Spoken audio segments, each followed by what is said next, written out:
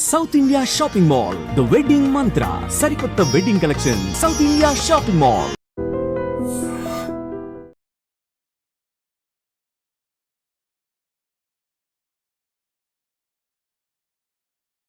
కొట్టాడని మేము న్యూఢిల్లీ వెళ్ళిపోయాం చెప్పకుండా. సంక్రాంతి పండుగ కనుమ రోజు కొట్టాడని న్యూఢిల్లీ వెళ్ళిపోయాము. ఇక్కడ మిస్సింగ్ కేసు పెట్టారు.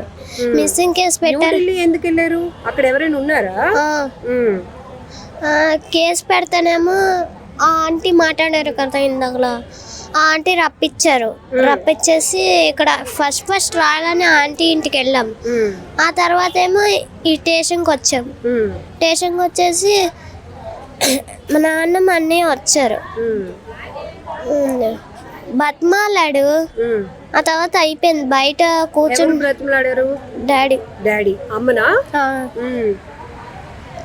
పోలీసులు వద్దు లక్ష్మి ప్లీజ్ అన్నాడు. పోలీసులకు చెప్పొద్దు అని అంటేనేమో మళ్ళీ ఇంటికి వచ్చేసాము మేము ముగ్గురున. వచ్చేస్తేనేమో డాడీ ఏమో బయటే ఉన్నాడు. సందులోనే పడుకొని సందులోనే తిని అన్నీ అక్కడే. మళ్ళీ మాట్లాడిన తర్వాత మళ్ళీ ఇంటి లోపలికి వచ్చేసి మళ్ళీ కొట్టాడు. ఇలా తోస్తాడు. మళ్ళీ నా తలకి దెబ్బ తగిలింది. మళ్ళీ తోసి ఇవాళ నిన్న నైట్ జరిగింది గొడవ. డ్రింక్ చేస్తారు మీ డాడీ? అప్పుడప్పుడు చేస్తారు. మిమ్మల్ని కొడతారా? మిమ్మల్ని ఏమైనా అంటారా? మమ్మల్ని ఏమంటారు. నిన్న రాత్రి ఏమో 4 గంటలకి ఇలా జరిగింది. ఇప్పుడు తెల్లవారుజామున ఏమైంది? నైట్ పడుకున్నారు మీరు? పడుకున్నాము. ముందే సైలెంట్ గా డ్రమ్ములతో గుద్దేశాడు. తర్వాత ఏమో మేము లెగ్సాం గట్టిగా అది గుద్దేశాడు. ఆ తర్వాత ఏమో గట్టిగా గుద్దాడు. గుద్దేసిన తర్వాత ఏమో అమ్మ అప్పుడు అరవలేదు, ఇలా వణికిపోయింది. మళ్ళీ 10 సార్లు దాకా గుద్దాడు. అమ్మేమో కోమలోకి వెళ్ళిపోయింది. నాన్నేమో పిల్ల జాగ్రత్త చెల్లి నువ్వు చూసుకో అన్నాడు. ఎవరితో చెప్పాడు? అన్నయ్యతో. నువ్వు విన్నావా? చెల్లి జాగ్రత్తగా ఉండండి రీతు, మేము వెళ్ళిపోతున్నాం అని చెప్పాడు. ఊరేసుకొని చనిపోయాడు. ఆ టైంలో అమ్మని కొడుతున్నప్పుడు 4 గంటలకు మీరు లేచిపోయారా? అన్నయ్య లేచిపోయాం. మరి చెప్పారా ఎందుకు నాన్న అలా చేస్తున్నావు అని? భయం వేసిందా? భయం వేసింది చాలా. నా పేక మీద కత్తి పెట్టాడు. నీ పేక మీద? అరిస్తే నేను మీ చెల్లిని చంపేస్తాను అన్నాడు. అలా అన్నాడా మీ నాన్న? మమ్మల్ని బాత్రూంలోకి పంపించేసి నాన్నేమో ఉరిబోసేసుకున్నాడు. నీ పేక మీద కత్తి పెట్టడం ఏంటమ్మా నాన్న? అంతే, ఉరిబోసేసుకున్నాడు మమ్మల్ని బాత్రూంలోకి పంపించి. అంతే.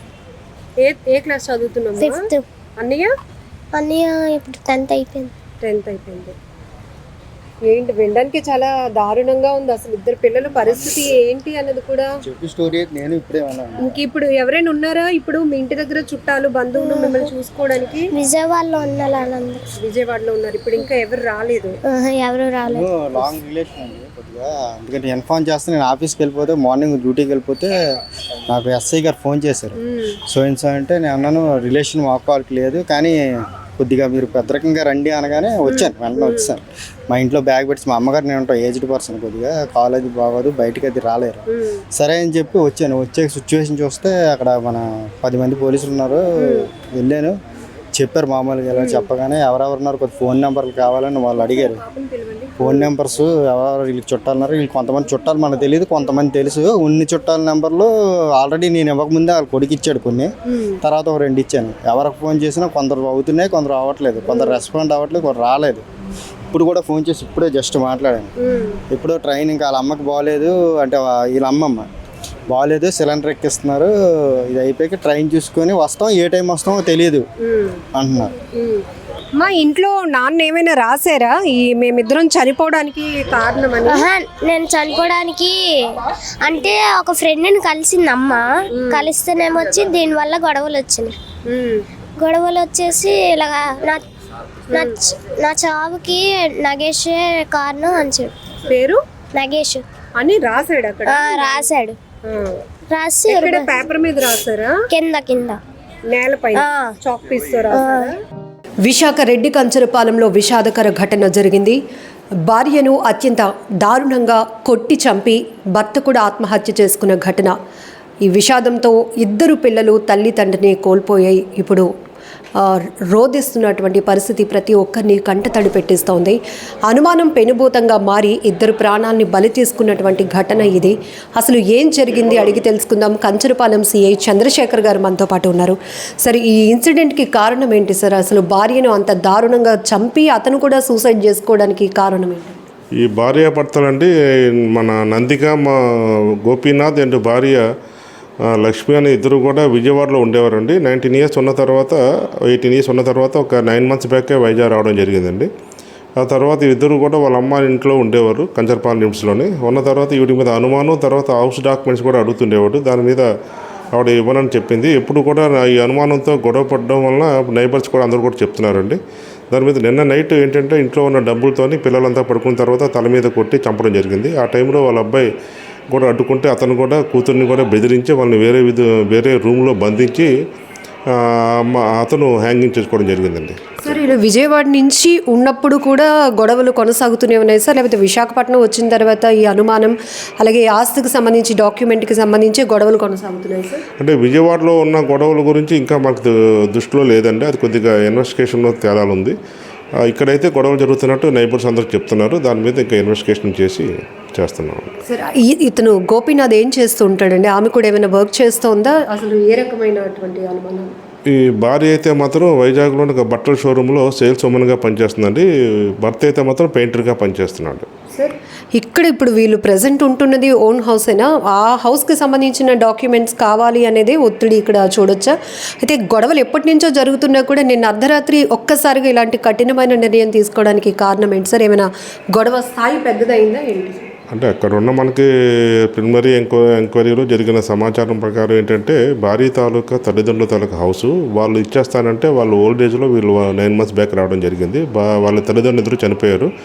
ప్రజెంట్ ఈ ఈవిడికే ఆ ఇల్లు కూడా వస్తుంది. దాని డాక్యుమెంట్స్ లోన్ కోసం అడుగుతున్నాడని గొడవ పడేవాడు. దట్ ఆవిడ మీద అనుమానంతో ఎప్పుడు కూడా గొడవ పడడం జరిగింది. ఈ గొడవలు కొనసాగుతున్న క్రమంలో ఆమె అతని పైన కేసులు ఏమైనా పెట్టిందా సార్? ఆ కేసు వెనక్కి తీసుకోవాలి, స్టేషన్లో కంప్లైంట్ ఇచ్చిన కంప్లైంట్ వెనక్కి తీసుకోవాలని నిన్న అర్ధరాత్రి కూడా చాలా బలంగా వీళ్ళిద్దరి మధ్య తగాదా జరిగినట్టు తెలుస్తోంది. అంటే కేసెస్ అంటే ఎప్పుడు కూడా గొడవ పడడం జరిగేదండి. దాని మీద వాళ్ళు దిశ పోలీస్ స్టేషన్లో ఇచ్చారు. అక్కడ కూడా కేసు అయితే రిజిస్టర్ చేయొద్దండి. ఆవిడ ఏంటంటే అక్కడ రిపోర్ట్ మీద కౌన్సిలింగ్ చేసి చెప్పడం జరిగిందండి. కౌన్సిలింగ్ కూడా వాళ్ళు చేసి పంపించడం జరిగింది. సో నిద్రపోయే టైంలో భార్యను అలా డంబుల్తో కొట్టి చంపాడు అంటున్నారు. తర్వాత అతను కూడా ఆత్మహత్య చేసుకున్నాడు.